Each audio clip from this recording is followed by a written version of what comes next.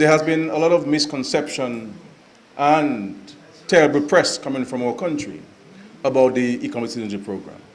Let me say to you here this evening very clearly that we are running in this country a legitimate economic citizenship program that meets the international standards for due diligence and ensuring that those who acquire Dominican citizenship are citizens who can stand the test of scrutiny anywhere in the world.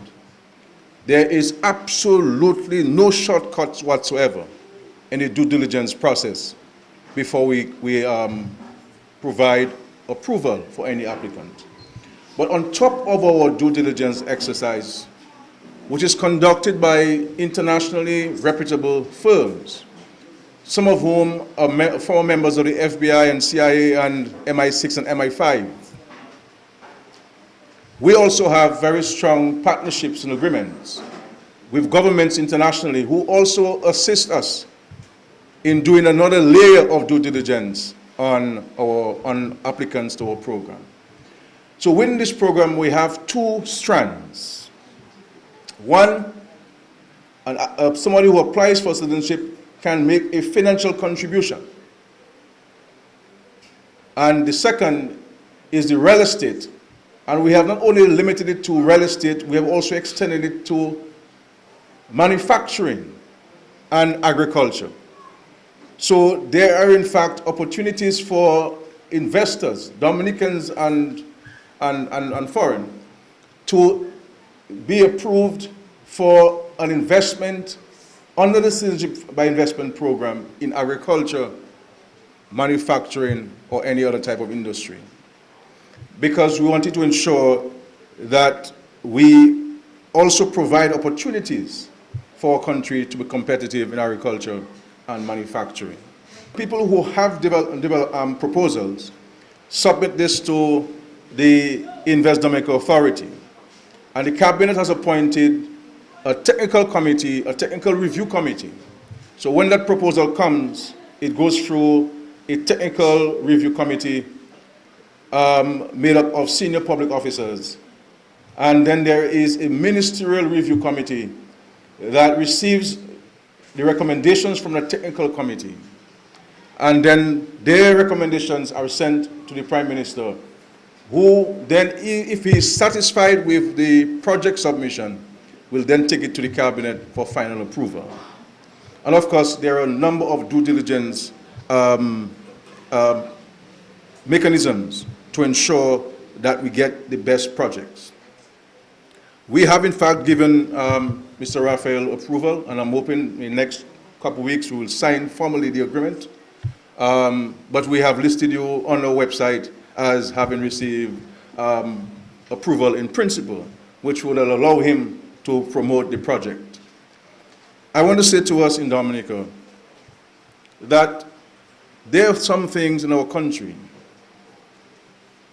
that we have to treat with from an apolitical standpoint.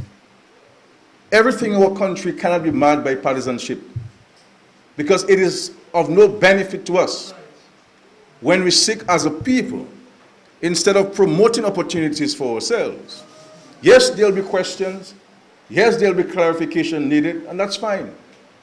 But we must never willfully, unknowingly promote negatives about our country and about that which we're seeking to do to build ourselves and improve ourselves.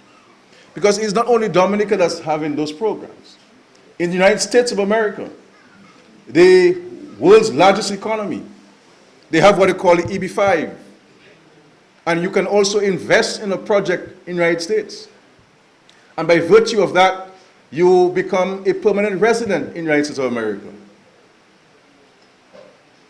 So you also have in the United Kingdom. And if you have been following the proposals put forward by the Chancellor of the Exchequer, who is the Minister of Finance in the United Kingdom, you would see that every year he has addressed the British Parliament. He has brought on board a different element of residency in the United Kingdom. So you go to the United Kingdom with half a million pounds, or half a million pounds, and you put this in a bank in the United Kingdom, And you can literally go to the United Kingdom and reside there permanently. And after 5 years, you can apply for citizenship in the United Kingdom. Portugal has a citizenship by investment program. Greece is seeking to do the same. You have in Cyprus has a program. And these countries compete with us. They compete with us. Because when I go to promote this program internationally, there are people who are promoting the EB5 next to me. And there are people promoting the residency program in the United Kingdom next to me. And there are people from Cyprus next to me also. And now in the Caribbean, we have an increased number of countries which offer the program. So there is competition. But I want to say to you very clearly, without any shred of reservation, that we are running in Dominica a legitimate, above-the-board, transparent, economic citizenship program in our country. And I want us to understand this very clearly. And very recently, as the Minister of Finance, who is responsible for the program, we are putting additional measures in place. So, for example, all of the staff in the unit must now go through anti-money laundering training. And agents will have to very soon be certified in anti-money laundering training, so that we ensure at every level we increase our opportunity to safeguard this program and to ensure everybody who is part of the process understands the importance of it.